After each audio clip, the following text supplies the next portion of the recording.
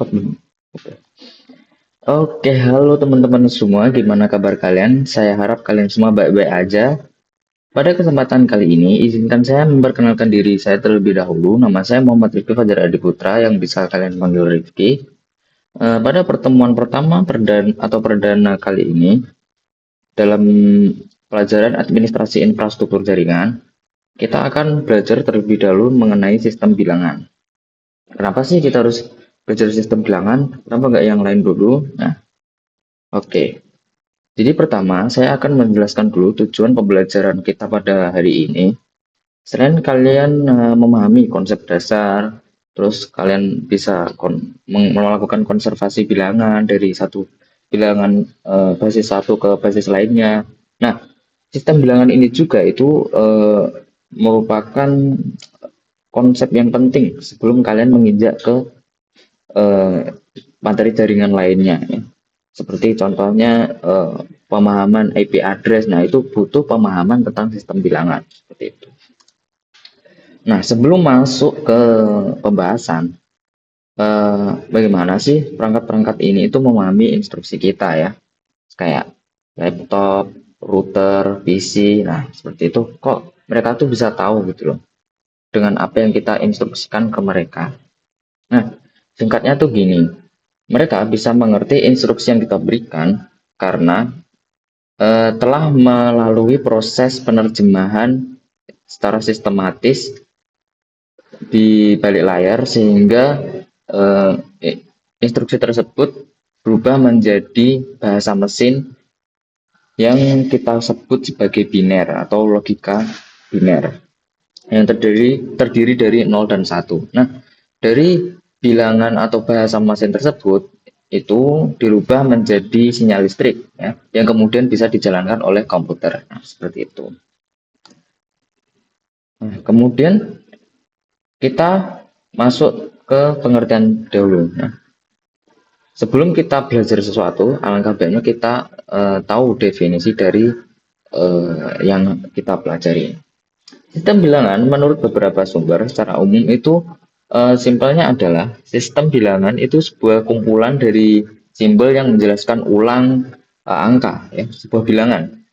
Nah, dengan sistem bilangan ini kita tuh bisa berkomunikasi atau berinteraksi dengan komputer. Nah, apa aja jenis dari apa aja jenis dari sistem bilangan? Nah, sistem bilangan itu terbagi dengan 4 jenis. Yang pertama bilangan biner, kedua oktal, kemudian desimal, dan terakhir yaitu hexadesimal. Kita masuk ke jenis-jenis sistem bilangan. Jenis yang pertama yaitu bilangan biner. Bilangan biner yaitu bilangan sistem bilangan yang hanya terdiri dari dua simbol yaitu 0 dan 1. Nah, itu mengapa bilangan biner itu juga disebut dengan bilangan berbasis 2 karena hanya memiliki dua simbol. Bilangan biner itu pertama kali ditemukan oleh Gottfried Wilhelm Leibniz, yaitu seorang ilmuwan filsuf pada zaman abad ke-17. Nah, ini dia orangnya. Nah, sistem bilangan ini juga merupakan landasan dari semua sistem bilangan berbasis digital. Jadi, memahami biner ini lebih penting lah. Maksudnya, sebelum ke bilangan-bilangan lain, biner ini adalah fondasi utamanya.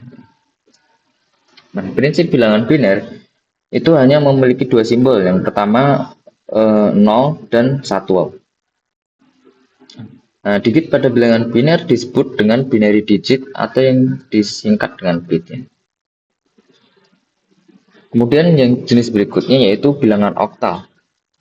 Bilangan oktal adalah sistem bilangan berbasis 8 dengan simbol dimulai dari 0 sampai 7. Itu mengapa oktal disebut dengan bilangan berbasis 8 karena memiliki 8 simbol. Kemudian dalam komputasi sistem ini digunakan sebagai alternatif lain sebagai biner. Karena biner itu kalau ditulis kan panjang. Nah, dengan adanya oktal ini adalah bisa menerjemahkan biner ke bilangan yang lebih singkat dan mudah dimengerti lagi oleh manusia. Nah, salah satu penerapan sistem bilangan oktal itu kita bisa melihat common properties pada file atau kita bisa melihat seberapa besar ukuran dari file tersebut menggunakan bilangan oktal. Nah, secara historis, bilangan oktal pertama kali digunakan oleh suku Yuki di California, di daerah Amerika, dan beberapa suku di Meksiko yang menghitung berdasarkan jarak antar jari. Yang mana secara historis ini kita tidak akan ungkap lebih lanjut lagi ya. Kemudian jenis yang ketiga yaitu bilangan desimal. Bilangan desimal ini bisa kita sebut juga bilangan yang sering kita temui dalam kehidupan sehari-hari. Ya. Karena bilangan desimal itu memiliki 10 digit ya, yang terdiri dari 0 hingga 9. Itu mengapa bilangan desimal disebut juga bilangan berbasis 10. Contoh penulisan penerapan dari bilangan desimal ini yaitu adalah pada penulisan IP address. Nah, alamat IP address itu ditulis menggunakan bilangan desimal. Berikutnya, selain bilangan desimal, ada juga namanya bilangan heksadesimal. Apa ya bilangan heksadesimal? Nah, bilangan heksadesimal itu merupakan bilangan yang memiliki 16 basis ya. Kalau desimal tadi kan 10. Nah, bilangan heksadesimal ini itu gabungan dari desimal tadi, kemudian ditambahkan dengan atau dilanjutkan dengan A sampai F ya. Jadi mulai dari 0 sampai 9, kemudian 10 itu sama dengan A ya. Sampai F itu sama dengan 16. Nah, seperti itu. Nah, contoh penerapan sistem bilangan heksadesimal itu sering kita temui ya kalau di dalam dunia desain grafis atau pewarnaan. Nah, itu biasanya digunakan untuk memberi kode warna ya. Misalnya warna putih akan diberi kode warna FFFF, sedangkan warna hitam akan diberi kode warna 0000. Nah, seperti itu penerapan heksadesimal. Nah, setelah kita tahu semua jenis bilangan ya. Nah, di sini kita akan mempelajari tentang konversi sistem bilangan. Jadi, sistem bilangan itu bisa kita konversi dari satu basis ke basis lainnya. Nah, yang pertama kita akan belajar mengkonversi bilangan biner ya. Pertama kita akan masuk ke mengubah biner ke desimal. Caranya gimana? Ya, kita mengalihkan masing-masing bit biner itu ke dalam bilangan dengan position value-nya. Gimana contohnya? Nah, misal kita punya bilangan biner 00011 yang akan kita ubah ke bilangan desimal. Nah, caranya kita hitung dulu dari kanan ya.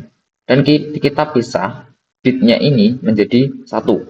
Dan kita kalikan setiap bit yang kita pisah tadi dengan basisnya yaitu 2, karena biner itu basisnya 2, jadi kita kalikan 2 dan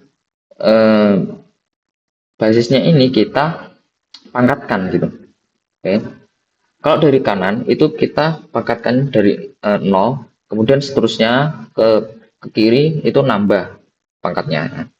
Pertama 1 kali 2 pangkat 0, terus 1 kali 2 pangkat 1, dan seterusnya sampai 4. Nah, akhirnya kita peroleh hasilnya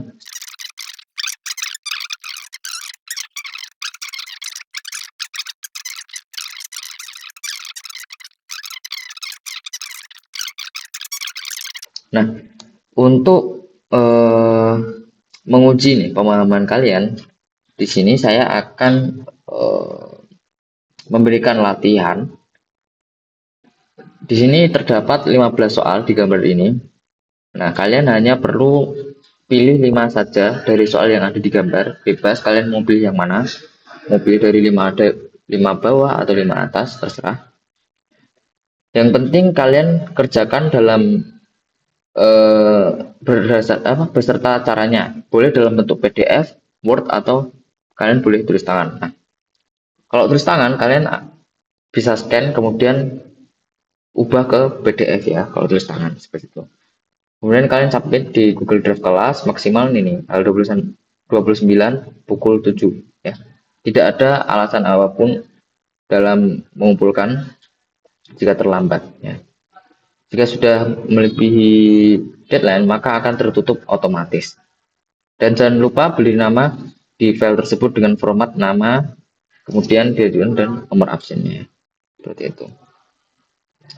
Oke, mungkin itu aja yang bisa kita pelajari pada pertemuan kali ini. Kurang lebihnya saya mohon maaf. Semoga bermanfaat. Assalamualaikum warahmatullahi wabarakatuh.